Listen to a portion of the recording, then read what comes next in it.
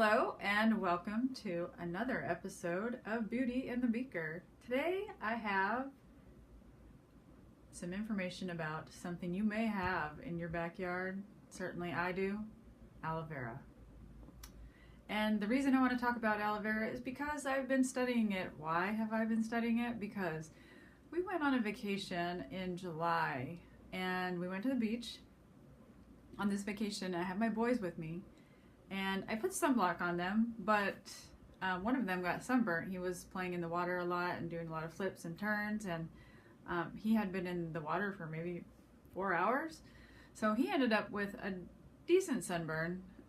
He's got fair skin, so in spite of the sunblock, he got the sunburn, so I was putting aloe on him. And that's something that my mom put on us when we got sunburns, and we got sunburns, not a lot, but like at least one every summer maybe, and we would get the aloe vera gel out of the plant and kind of squeeze it out and put it on our skin, and it would help us feel better. And I was convincing my son that this would help his skin feel better and putting it on him. And then I was wondering to myself, why do we do this? Like, does aloe vera really help? I know it's in a lot of products, so I wanted to find out. So what I did was I went to Google Scholar and wanted to take a look at the answer. So I got some information here and found a few studies. And let me see what I have here.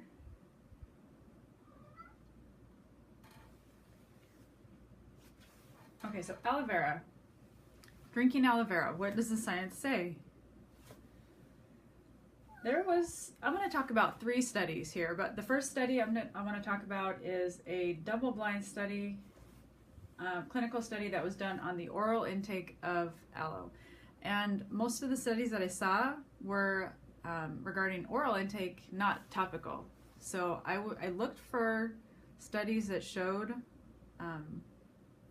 like improvements or anything regarding topical application of aloe, and I found that it was kind of difficult to find those studies. So if you know of any studies regarding the topical application of aloe, please pass them along.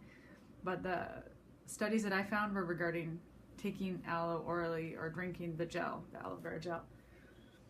Okay, so this study was actually on a concentrate of aloe, an aloe sterol, and they had the participants take 40 units of this aloe sterol, and they said it increased skin barrier function, skin moisture, and skin elasticity. And I thought that was interesting, so I kept reading. And ultrasonic results suggested that intake of aloe sterol increased skin elasticity by increasing the collagen content in the dermis. So it actually, taking it orally, can increase the collagen content in the dermis. I was blown away. All this time I've had this plant sitting in my backyard and using it, you know, every once in a while for sunburns, but I had no idea that it could actually help your skin with collagen. But that's not all. Scientists say it improves wrinkles too. What's not to love about aloe, I guess? That's pretty awesome. So the second study that I read, the participants also ingested the aloe, meaning they drank it, and their conclusion was aloe gel significantly improves wrinkles and elasticity in photo-aged human skin, with an increase in collagen production and a decrease in the collagen-degrading MMP1 gene expression. And I want to talk about MMP1. But first, before I do that, the third study regarding skin. A third study suggests that baby aloe or new aloe plants work better at inhibiting MMP than mature aloe plants. Okay, so back to my discussion on MMP. What is MMP?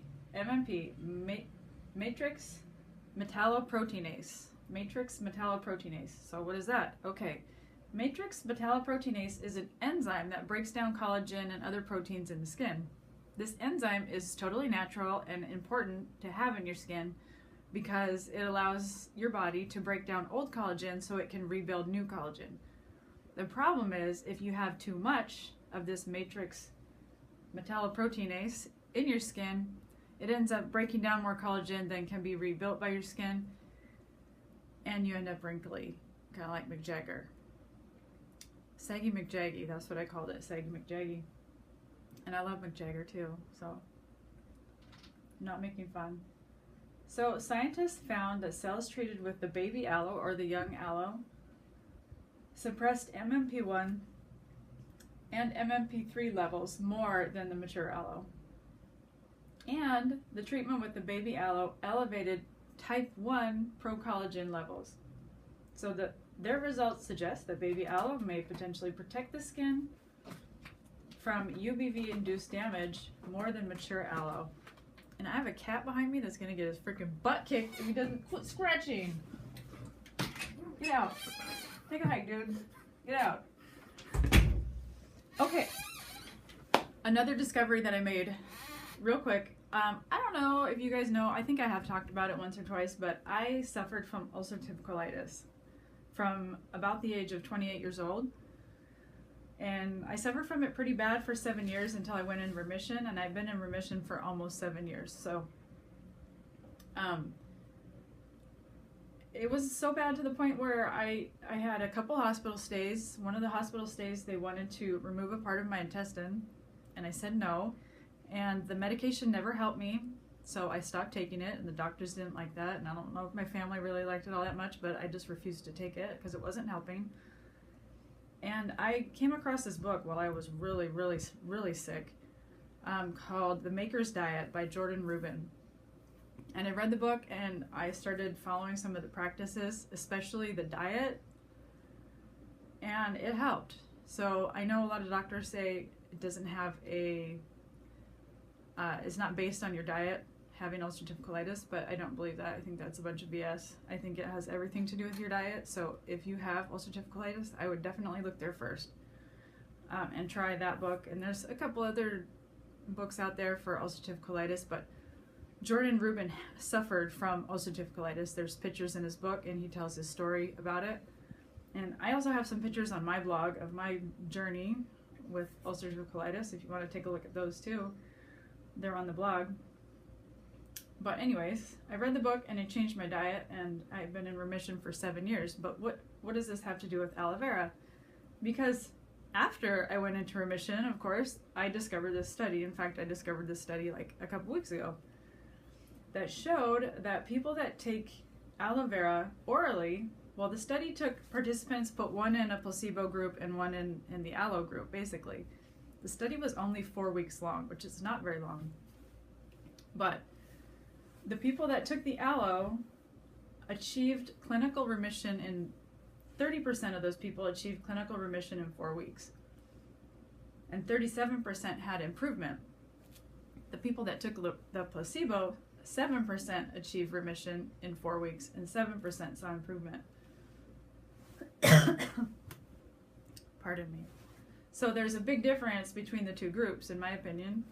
It's 23% higher for the aloe group that went into remission, and that was only 4 weeks. The study's only 4 weeks long.